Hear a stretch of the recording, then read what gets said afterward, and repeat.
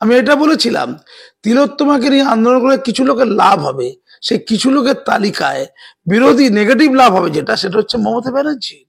ফালতু কথা বলে কোনো লাভ নেই, শুধু রিগিং হয়েছে ফালতু কথা।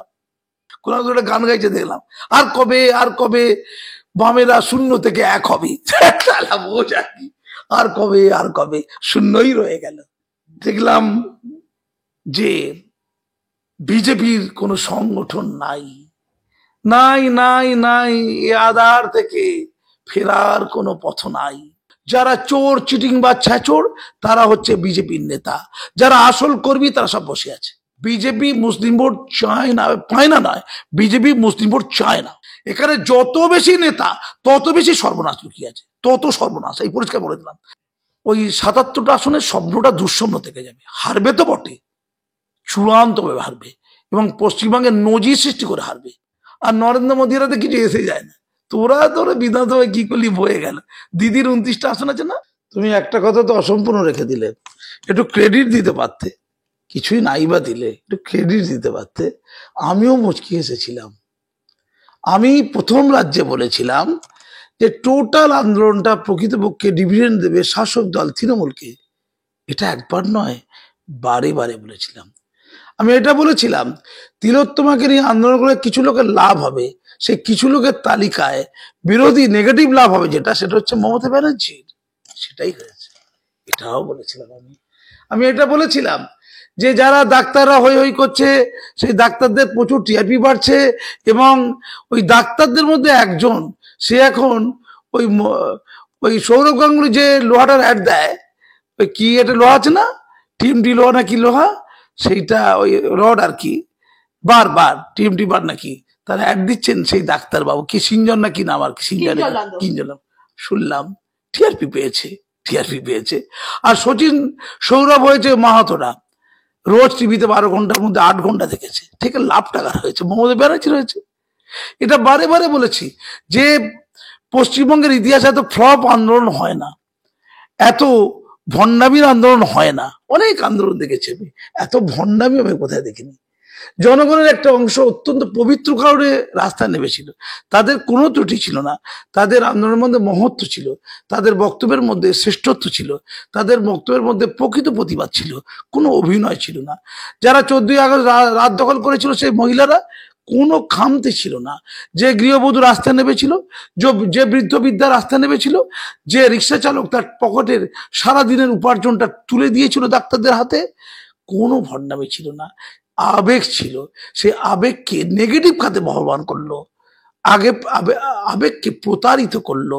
এটা হচ্ছে সবচেয়ে দুঃখের। কারা? ওই ডাক্তারদের দল আর কিছু রাজনৈতিক বেনিয়াদের দল। এটা দেখেছি। চূড়ান্ত ব্যর্থ একটা আন্দোলন। চূড়ান্ত ব্যর্থ আন্দোলন কেন, কোথায় কোথায় ব্যর্থ আমি আগেও বলেছি। যারা টাকা দিয়েছিল ভালোবেসে, সে রিক্সা চালক হোক, আর আমেরিকাতে, ফ্রান্সে, ইটালিতে, জার্মানিতে থাকা ভারতবর্ষের কলকাতা মেডিকেল কলেজের ডাক্তাররা হোক, সচ্ছল ডাক্তার হোক, যারা ইউরোতে টাকা দিয়েছিল, যারা ডলারে টাকা দিয়েছিল, সে টাকার পরিমাণ লক্ষ লক্ষ। 4.5 কোটির গল্প আমি শুনবো না, আমি আগে বলেছি 50 কোটির গল্প শুনবো। হ্যাঁ, হাবাতে লোকেরাও টাকা দিয়েছিল, কম টাকা, হয়তো কয়েকশো টাকা, হয়তো কয়েকটি টাকা। ভারতবর্ষের বিভিন্ন জায়গা থেকে বাঙালিরা, বড় বড় ভালো লোকেরা, সুস্থ লোকেরা টাকা দিয়েছিল মহৎ উদ্দেশ্যে। হ্যাঁ, তাদের আবেগও ক্ষতিগ্রস্ত হলো, তাদের ওই টাকা দেওয়া জলে গেল।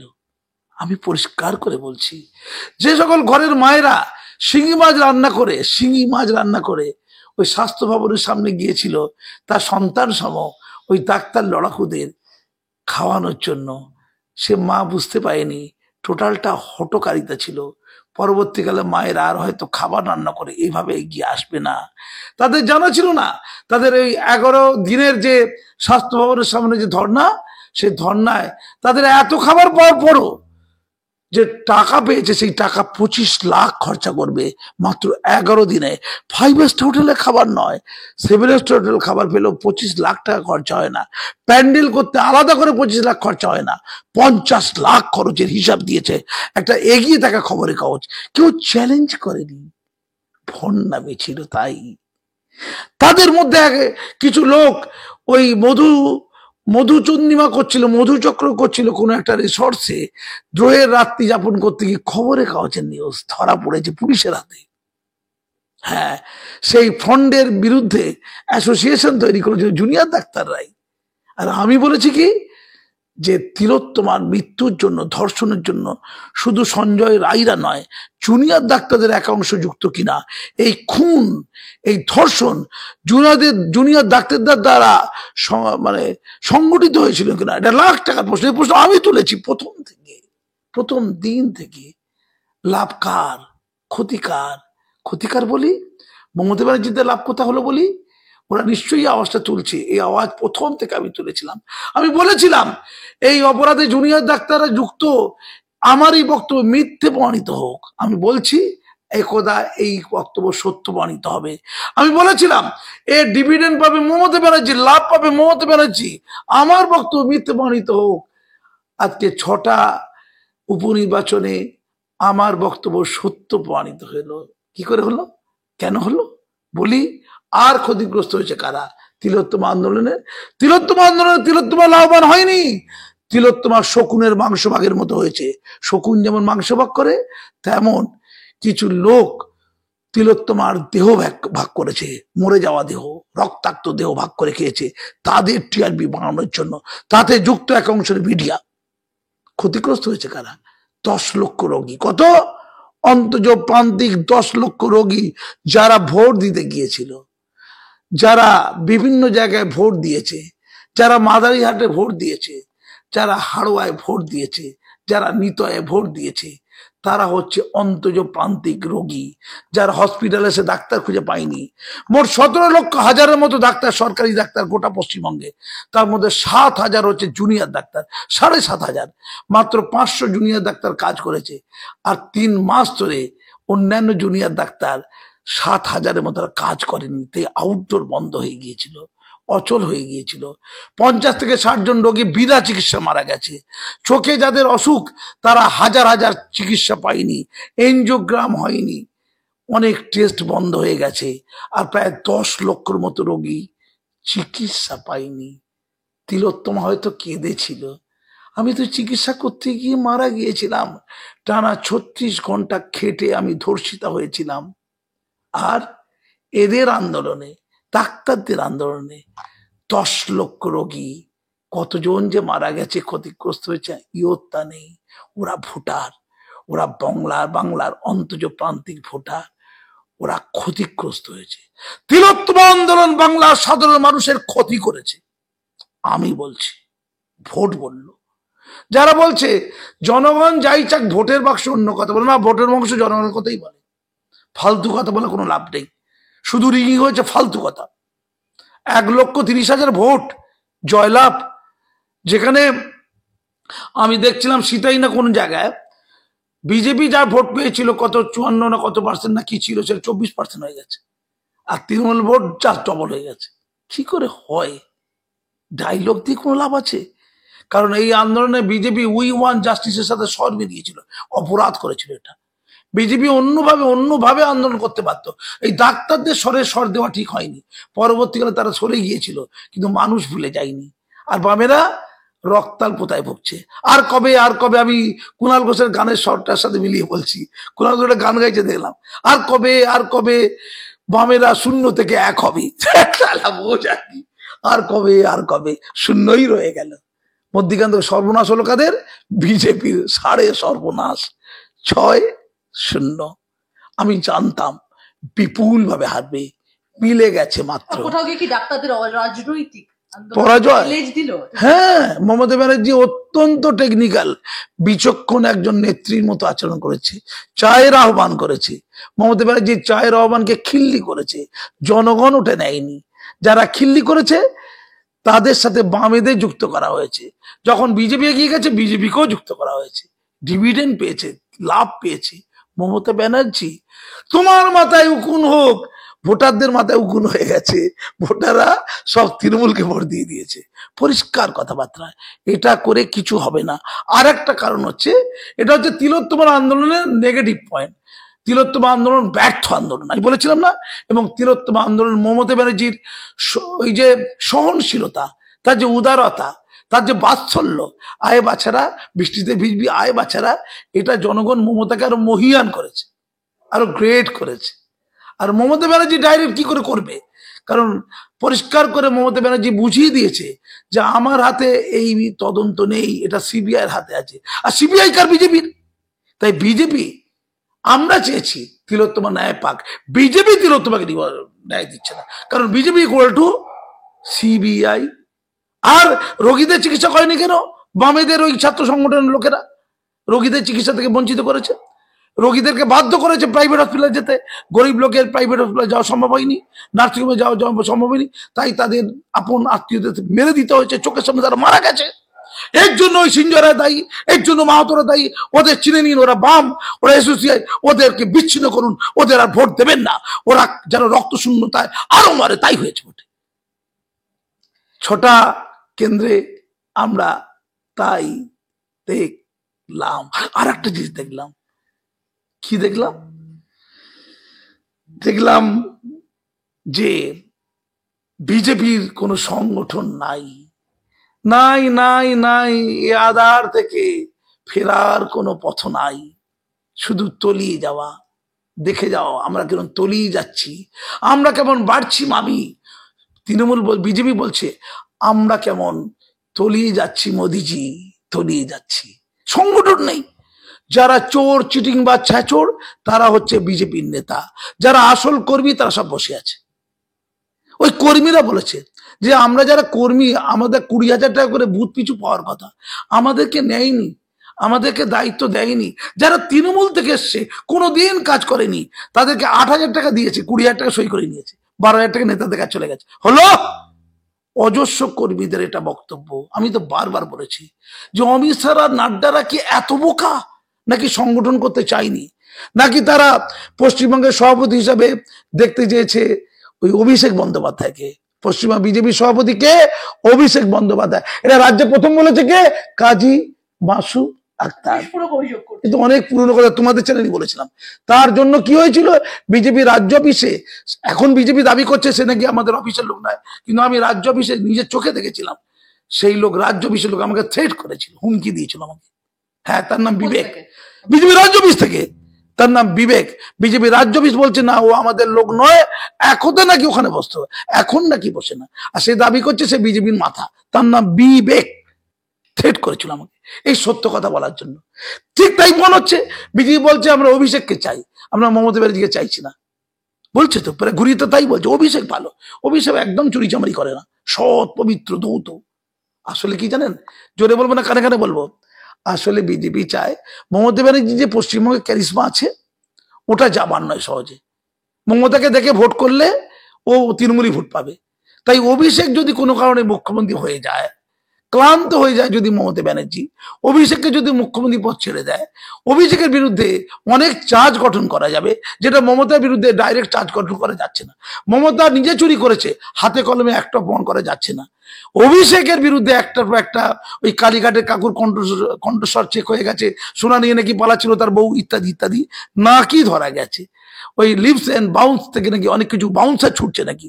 তাই অভিষেককে ধরা যাবে। আর অভিষেকের সেই ক্যারিশমা নেই যেটা মমতা ব্যানার্জির আছে। তো অভিষেক দুর্বল, ক্যারিশমাহীন, এবং তার বিরুদ্ধে অভিষেক স্ট্যাবলিশ করা যাবে। সে যদি মুখ্যমন্ত্রী কোনোভাবে হয়, তাহলে বিশাল বড় মাইলেজ পাওয়া মমতা ব্যানার্জি সরে গিয়ে অভিষেক ক্ষমতা আসবে। আর সেই অভিষেককে বিভিন্ন ইস্যুতে গ্রেপ্তার করা যাবে, তাকে আটক করা যাবে, তাকে জনগণের কাছে খিল্লি করা যাবে, তাকে তুচ্ছ করা যাবে, তাকে চোর প্রতিপন্ন করা যাবে। তখন বিজেপিকে, অভিষেককে কাঁধে রেখে বিজেপিকে তোল্লাই দেওয়া যাবে, বাড়িয়ে তোলা যাবে। এই আশায়, আশায় মরে চাষা বলে কথা আছে না? অভিষেক তুমি এসো, ও গো অভিষেক তুমি এসো। মমতা যাও, তাহলে মমতা চলে গেলে কে আসবে? মমতা এক্ষুনি পদত্যাগ করুক। এ কথা বলার অর্থ কি? এ কথা বলার অর্থ মমতা চলে যাবে আর অভিষেক বন্দ্যোপাধ্যায় ওই মমতার মুখ্যমন্ত্রী আসনে বসবে। যেটা তৃণমূলের নেতা শাহনওয়াজ, সে তো ভুল করে বলেই ফেললো পশ্চিমবঙ্গের মুখ্যমন্ত্রী নাম মমতা ব্যানার্জি নয়, অভিষেক ব্যানার্জি। অবাক ঘটনা। তিনি আবার নাকি তৃণমূলের নেতাকে ঘাড় ধাক্কা দিয়ে বের করে দেওয়া উচিত। যে তৃণমূলের নেতা মমতা ব্যানার্জি পশ্চিমবঙ্গের মুখ্যমন্ত্রী এটাই ঠিক মতো করে জানে না, তাকে রেখেছে কেন? আবার সেও একটা মোল্লা, আরেকটা মোল্লা হুমায়ুন কবির। সে দেখছে পুলিশ কি খারাপ, পুলিশকে পরিবর্তন করতেই হবে। আর পুলিশ বন্দি করতে হবে কাকে? অভিষেককে। মমতা পাচ্ছে না। আরে পুলিশ এমন হবে, আমাদের হাতে এত শক্তি আসবে, ভাগীরথীর জলে সব হিন্দুদের কেটে ফেলে দেবো। ভাগীরথীর জলে এখন কাটা হয়নি তো, পুলিশ ঠিক কাজ করতে পারে না। ভাগীরথীর জলে হিন্দুদের কেটে কেটে ফেলাটা ঠিক হচ্ছে না ঠিক মতো করে। তো অভিষেককে পুলিশ বন্দি করতে হবে আর ডেপুটি মুখ্যমন্ত্রী করতে হবে। এটা বলা আসলে, এটা হওয়া মানে হচ্ছে বিজেপিকে সাহায্য করে দেওয়া। বিজেপি ওটাই চাইছে, অভিষেককে জেলে রেখেছে। অভিষেককে যারা বলছে ভাইপো চোর ভাইপো চোর ভাইপো চোর, সেই ভাইপোটাই আসুক মুখ্যমন্ত্রী।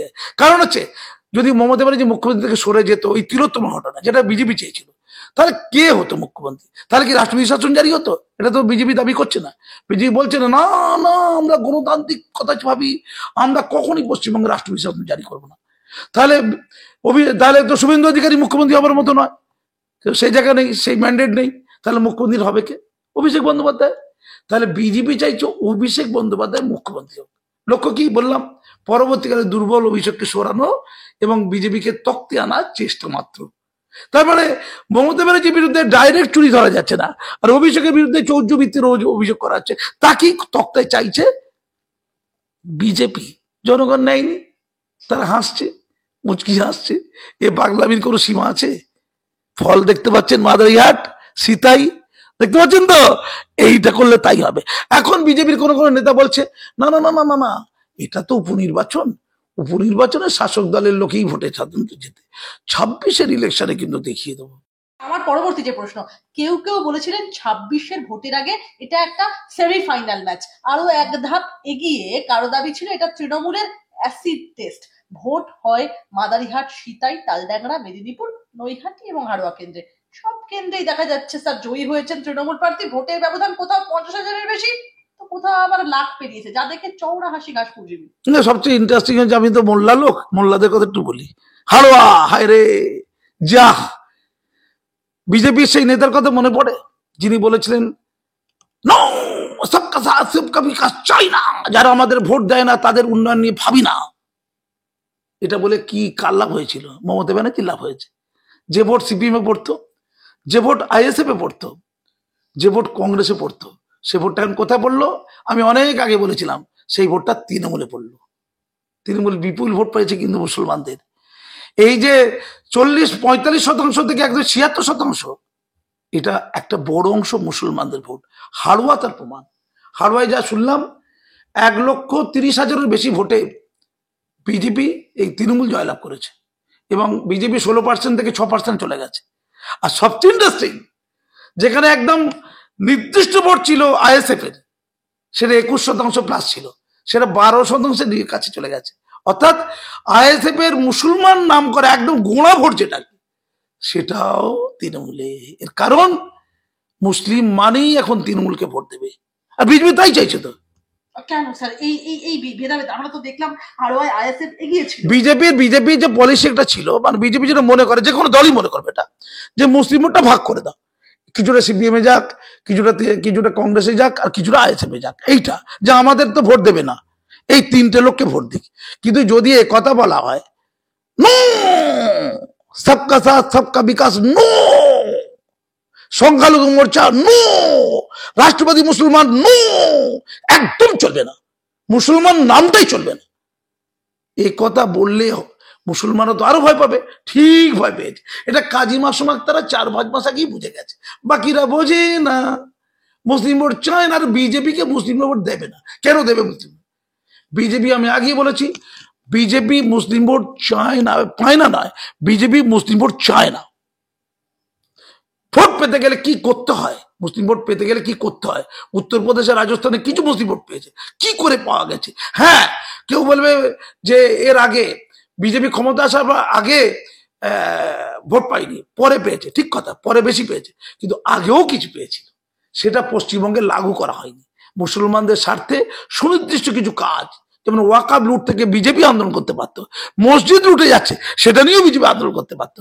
সেন্ট্রাল গভর্নমেন্টের যে প্রজেক্টগুলো মুসলমানরা সুযোগগুলো পাচ্ছে না পশ্চিমবঙ্গে, সেগুলোকে ধরে ধরে লাগু করতে পারতো, কিচ্ছু করেনি। কিছু চোর, চিটিং বা ছেচোর, পকেটমার মুসলমান লোক যারা লুট করে জমে গেছে, তাদের নিয়ে ঘুরে বেড়ায়, যাদের দেখলে মুসলিম ভোট কমে যাবে, যাদের দেখলেই মুসলিম ভোট কমে যাবে, সেই কাজটাই করেছে।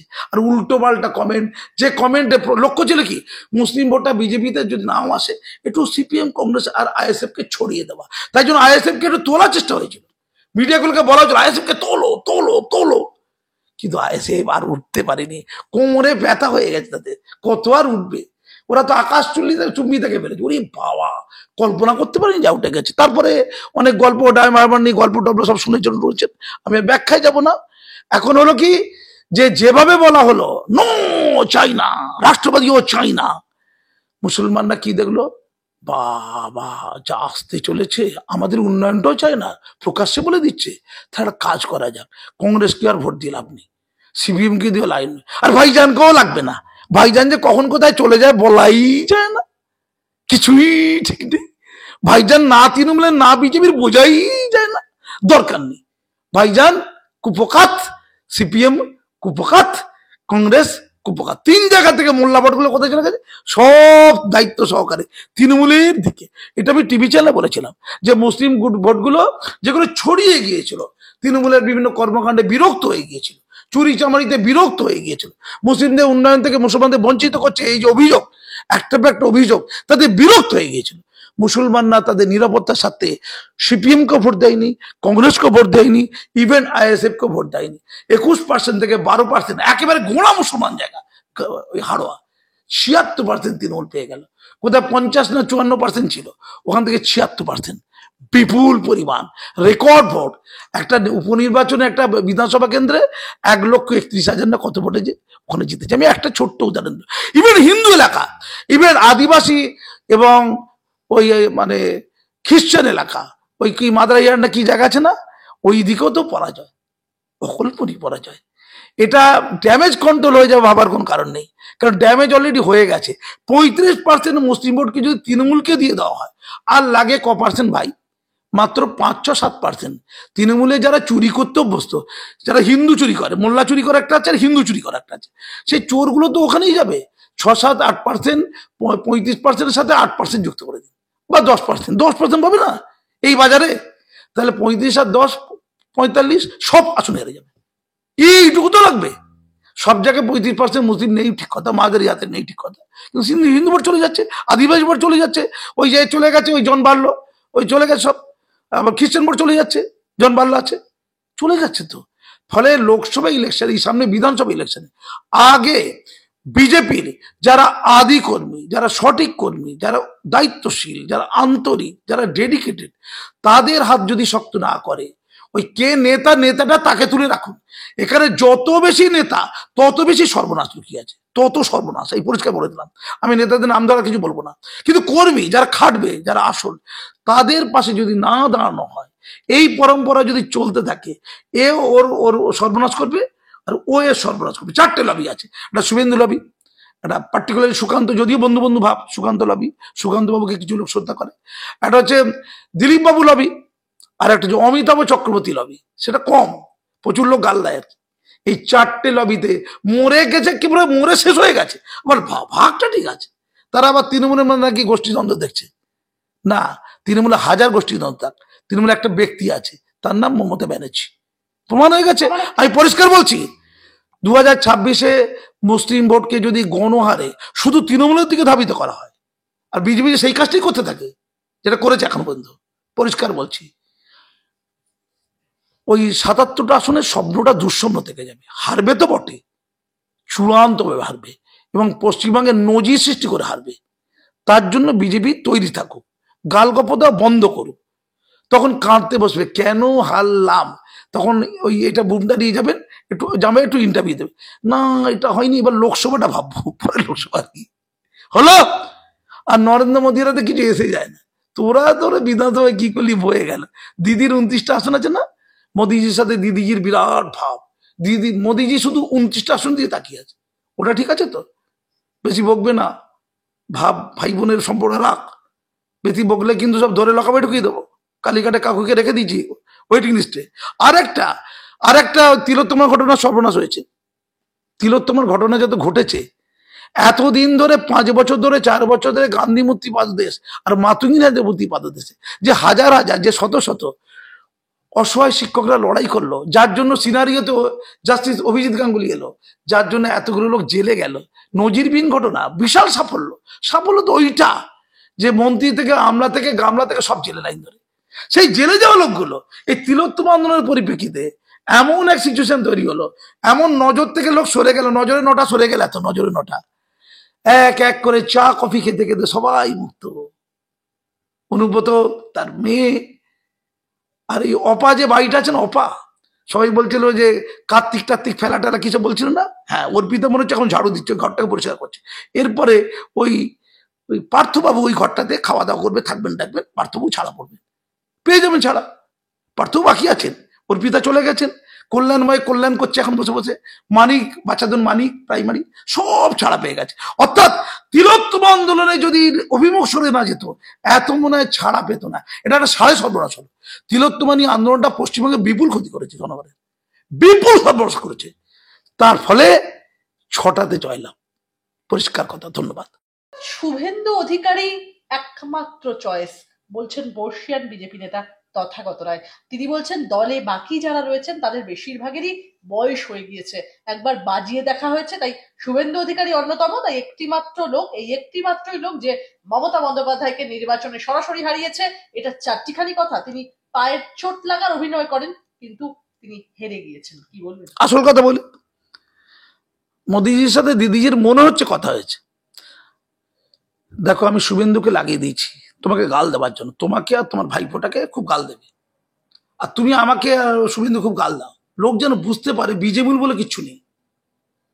এই মুকুল্লায় যে কথা বলেছিল যাহাই তৃণমূল তাহাই বিজেপি, এটা যে মিথ্যা, এটা প্রমাণ করতে হবে শুভেন্দু অধিকারীকে। শুভেন্দু অধিকারী খাটছে, দৌড়দি করছে, গাল দিচ্ছে, দিদিও গাল দিচ্ছে শুভেন্দুকে। এটা একটা সিস্টেম, এতে কিছু হয় না। আর আমাদের তথাগত বাবুর সাথে একটু ভালো সম্পর্ক, শুভেন্দু বাবু ভালোবাসে। শুভেন্দু বাবু যাকে যাকে ভালোবাসবে পশ্চিমবঙ্গে বিজেপিতে তার অস্তিত্ব থাকবে। এবার কাদের কাদের পশ্চিমবঙ্গে বিজেপিতে অস্তিত্ব চাই বুঝে নিন, কেন বাকিরা এতটা নিয়মান, তার আশীর্বাদ দিলে খোটা লাভ হচ্ছে না। এটা বিজেপির অন্তর তদন্ত করলে এটাই পাওয়া যাবে। শুভেন্দু যাকে চায় বিজেপি, তার অস্তিত্ব কিছুটা হয়। অন্যরা চাইলেও কিন্তু বিজেপিতে অত অস্তিত্ব হয় না। তাই অনেক লোকই তাদের অস্তিত্ব রক্ষার জন্য তাকে বেশি গুরুত্ব দেয়। শুভেন্দু অধিকারী একটা পলিটিক্যাল ফিগার, তার রাজনৈতিক জ্ঞানগম্ভীর নিশ্চিত করে আছে। সেই রাজনৈতিক জ্ঞানগম্ভীর পেছনে মমতা ব্যানার্জির কিছু অবদান ছিল, ভুললে চলবে না। ফলে অন্যান্য যে লোকগুলো আছে, যদি তারা পথ থেকে সরে যায়, তাদের কেউ চিনবে বলে মনে হয় না। কিন্তু শুভেন্দু অধিকারী যদি বিরোধী দলনেতা নাও থাকে আর সভাপতি যদি নাও হয়, তবুও শুভেন্দু থাকবে, কারণ তার পলিটিক্যাল সেন্স আছে। কোথাও তো মাঝে মাঝে তো বাউন্স হতে পারে, সেটা কোথাও তো বোল্ড হয়, সেটাও হতে পারে, কথাবার্তায় বোল্ড হওয়া আর কি। উনিও ক্লান্ত, উনিও কিছুটা বিধ্বস্ত। ওনার আজকে যা স্টেটমেন্ট দেখছিলাম, একটু হতাশা দেখছিলাম। কি করব, আমি তো সংগঠন দেখি না, আমি তো বিরোধী দলনেতা, সব তো আমার পক্ষে দেখা সম্ভব নয়, তাই আমি ওইসব নিয়ে কথা বলবো না। তার মানে কি, যারা সংগঠন দেখেন, মানে ওজিএসরা আর কি, তারা চূড়ান্ত ব্যর্থ ইনি পরোক্ষভাবে বলেই দিলেন, এবং আগামীর জন্য বললেন যে আমার মতো লোককে যদি সভাপতি করা হয়, তাহলে মনে হয় সাংগঠনিক সমস্যার একটু হলেও সমাধান হতে পারে। ঠিক এমনই কথা আমরা তথাগত বাবুর মুখেই শুনতে পাই। আর এটা সত্য তো, উনি তো সংগঠনটা বোঝেন, এ নিয়ে তো কোনো দ্বন্দ্ব নেই। একটা দুটো কথা কি ভুল হলো ঠিক হলো এটা গুরুত্বপূর্ণ নয়, আসল গুরুত্বপূর্ণ সংগঠনটা কে বোঝে। শুভেন্দু নিশ্চিত করে, আমি আবারও বলছি, শুভেন্দু বাবু নিশ্চিত করে সংগঠন বোঝেন। আর তথাগত বাবু তার নিজস্ব যে অস্তিত্ব, তার নিজস্ব যে গ্রহণযোগ্যতা, শুভেন্দু বাবুর কাছাকাছি থাকলেই বা আরো অনেকের, সেটা আরো বাস্তবায়িত হবে। তথাগত বাবু একজন পোড় খাওয়া রাজনীতিবিদ, তিনি জানেন কাকে দিয়ে কোন কাজটা হতে পারে। আর অনেক বিজেপি নেতাদের সাথে তথাগত বাবু ঠিক যায় না, হয়তো শুভেন্দুর সাথে যায়, সমীকরণ হয়তো মেলে, তাই তাকে চায়। ধন্যবাদ। আমার শেষ প্রশ্ন আপনার কাছে, কিঞ্জল নন্দের যে প্রশ্নটা আমি করেছিলাম একদম শুরুতেই, আপনি নিজেও সেটা ব্যাখ্যা করলেন যে বিপ্লবজীবী কিঞ্জলকে নিয়ে নেটপাড়ার একাংশ কটাক্ষ করছে এক বিজ্ঞাপনী প্রচারে অংশ নেওয়ায়।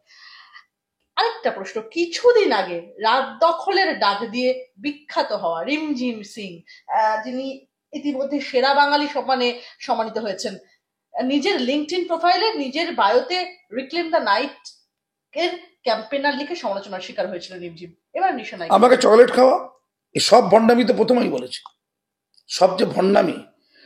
সৌরভবাবু কেমন আছেন? ভালো আছেন? আপনি তো ভালোই ছিলেন, আপনি তো ক্রিকেটটা ভালোই খেলতেন। তো আপনি যখন শিল্পপতি হয়ে টিম টিপারের অ্যাড দিতে আরম্ভ করলেন, শিল্পপতি আবার ভালো অ্যাড ফ্যাড দেন, সব লোক গালাগাল দিচ্ছিল। টিএমটি বার মনে হচ্ছে কেনাটা একটু কমে গিয়েছিল, কিন্তু যায় না। পরে ওদের আবার মাথায় ভীমরতি হয়েছিল, কিন্তু যাই না, ওরা আবার ওই সিনজয় না কাকে কি নাম, ওর নাম নেই, তাকে দিয়েছে। আমি নিশ্চিত করে জানি টিএমটি বারের একটু ক্ষতি হবে, কারণ লোক ঘৃণার চোখে দেখবে ব্যাপারটা, জানে খুব দুর্বল বার। যেমন যেমন যেমন ওই মাহাতো বলছে আমাদের একমাত্র উদ্দেশ্য ছিল, আজকে আমি একটা ইন্টারভিউ দেখছিলাম, আমাদের একমাত্র উদ্দেশ্য ছিল তিলোত্তমার ন্যায় পাওয়া, আমাদের অন্য কোনো পলিটিক্যাল উদ্দেশ্য ছিল না। অর্থাৎ সবটা পাস্ট টেন্স, মানে এতটাই অশিক্ষিত যে কোথায় ছিল বলতে হয়, আছে বলতে হয়, এই আছে আর ছিল তফাৎটা মনে হচ্ছে বোঝে না।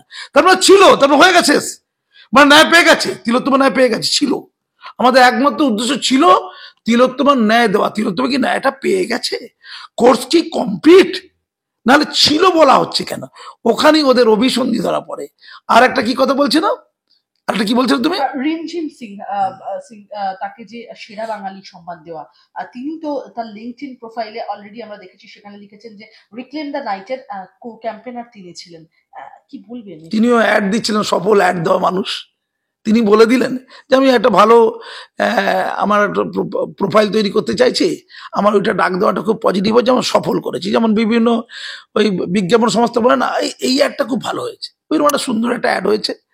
মানে 14ই আগস্টে যে সুচিতা, যে পবিত্রতা, তার কথাতে অপবিত্র হলো। অর্থাৎ যে শুরু করেছে সে যে অপবিত্র মানসিকতা শুরু করেছিল, অনেকটা লোকের কাছে তাই প্রতিবাদ হচ্ছে। যদি আমি ভুল না ভেবে থাকি, হয়তো আমি ভুল বলতে ভাবছি, হয়তো তার পবিত্রতা ছিল, কিন্তু জনগণ যারা নেমেছিল, যে মহিলারা ওই ডাকে সাড়া দিয়েছিল, তাদের ওই ডাকে সাড়া দেওয়ার মধ্যে পবিত্রতা ছিল, সুচিতা ছিল, এই নিয়ে আমার কোনো প্রশ্ন নেই। কিন্তু যিনি ডেকেছিলেন তার কথাতে কেন অন্য গন্ধ পাচ্ছি, কেউ দুর্ভাগ্যের। এবং এটা করি সেরা বাঙালি, আর একজন সেরা বাঙালি হয়েছে শুধু একটি শব্দ বলে। সারা জীবন যেখানে যেখানে পাপ, শিক্ষা ধসে গেল, পড়ছে গেল, নোংরা হয়ে গেল, দুর্গন্ধ হয়ে গেল, বিচ্ছিরি গন্ধ বেরোচ্ছে শিক্ষা দিয়ে, তিনি বাবা চুপচাপ দেখলো টিভি চ্যানেলগুলো হেভি বলছি, আমি যদি দু একটা কমেন্ট করে দিই না, আমি হাইলাইট হয়ে যেতে পারি।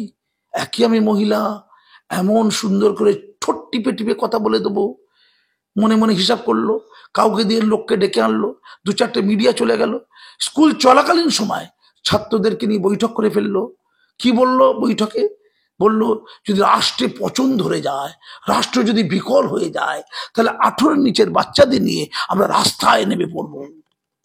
18 নিচে বাচ্চাদের নিয়ে রাস্তা নেমে পড়লো। তিনি বললেন ছাত্রীরা চেয়েছিল, মানে এত সচেতন ছাত্রী, তারা পুজোতে আর কেউ কাপড়ই কেনে নেই। খোঁজে দেখুন, তারা বেশি করে কাপড় কিনেছে পুজোতে। এবার পুজোতে তারা বেশি করে কাপড় করেছে, বেশি করে প্যান্ডেলে গেছে। এই যে পাগলামি, এই যে ভণ্ডামি, এই যে নোংরামি, এই যে নষ্টামি করে ফেললেন, করে ছাত্রদেরকে রাস্তায় নামিয়ে দিলেন। ছাত্ররা নাকি চেয়েছিল, হেডমিস্টার চাইলে না যা বলবে ছাত্ররা সই করে দেবে, সই করে দেবে, সব সই করে দেবে। এটা হচ্ছে পরম্পরা, এটা সিস্টেম। ওরা কুসুমমতি, ওরা ছোট। তিনি বলে ফেললেন রাষ্ট্র যদি বিকল হয়ে যায়, তাহলে রাষ্ট্র তিলোত্তমার ঘটনায় বিকল হয়ে গেছে। রাষ্ট্র কি বিকল হয়ে গেছে? স্টুডেন্টরা যদি জানে, এটা টিভিতে তোমাদেরও বলেছিলাম, যে রাষ্ট্র বিকল হয়ে গেছে, তাহলে তো রাষ্ট্রবিরোধী হয়ে যাবে। ভারতবর্ষ কি সত্যি বিকল হয়ে গেছে তিলোত্তমার ঘটনা? আর আর আলিপুরদুয়ারের ঘটনায় বিকল হয়নি। ও আলিপুরদুয়ারে ওই ছোট ছোট বাচ্চা যাদেরকে পড়াচ্ছিল উনি আর কি, সেই 6 বছরের 7 বছরের বাচ্চা 3টে মেয়েকে রেপ করেছে, 2টো মেয়েকে পুড়িয়ে দিয়েছে, একজনকে তো গলা টিপে মেরে দিয়েছে, একজনকে পুড়িয়ে দিয়েছে। ওতে ওনার রাষ্ট্র বিকল হয়ে যায়নি। শুধু তিলোত্তমায় যেহেতু টিভি চ্যানেলগুলো, খবরের কাগজগুলো বলছে, যেহেতু বুদ্ধিজীবীরা রাস্তায় নেমে গেছে, যেহেতু ভণ্ডামি হচ্ছে, ওখানে টিআরপি পাওয়া যাবে, তাই ওই ঘটনা দুটো রাষ্ট্র বিকল হয়ে গেছে, আর কোথায় বিকল হয়ে যায়নি। আমি তীব্র প্রতিবাদ করছি। আমি শিক্ষামন্ত্রীকে বলছি শোকজ করতে, এই চালাকি করার জন্য শোকজ করতে বলছি। হ্যাঁ, আমিও একজন প্রধান শিক্ষক, আমি পদ্মশ্রী অ্যাওয়ার্ডি। উনি কোনো জায়গায় প্রতিবাদ করলেন না। শিক্ষা ধসে যাচ্ছে, লাগাতার প্রতিবাদ করে আমি রক্তাক্ত হয়েছি। আমি তো রক্তাক্ত হয়েছিলাম জাতিসঙ্গীত গাওয়াতে গিয়ে। উনি প্রতিবাদ করেনি কেন? চুপ করে বসেছিলেন কেন? বাবা, মিডিয়া হাইলাইট করেনি, মিডিয়ায় বাইট দিতে পারবো না, মিডিয়া ডাকবি না, তাহলে আমি বিখ্যাত হবো কি করে? ঠিক আমি তাকিয়ে আছি, কোন জায়গায় কমেন্ট করলে মিডিয়া ফুট করে ডেকে ফেলবো আমাকে। ডেকে ফেললো, 2-3 বার ডাকতি, সঙ্গে সঙ্গে চান্স পেয়ে গেল প্রেসিডেন্সি বিশ্ববিদ্যালয়ে। তারপরেই চ্যালেঞ্জ তৈরি ছিল সেরা বাঙালি, এক লাইন বলে সেরা বাঙালি। জীবনে আন্দোলন করতে হবে না। এই পৌলমী, তুমি ঠিক সময় অঙ্ক বুঝে একটা কমেন্ট করে দেবে, তুমি সেরা বাঙালি হয়ে গিয়ে শ্রেষ্ঠত্বের চিরমা পেয়ে যাবে। ছি ছি ছি, ভণ্ডামি শুধু ছি।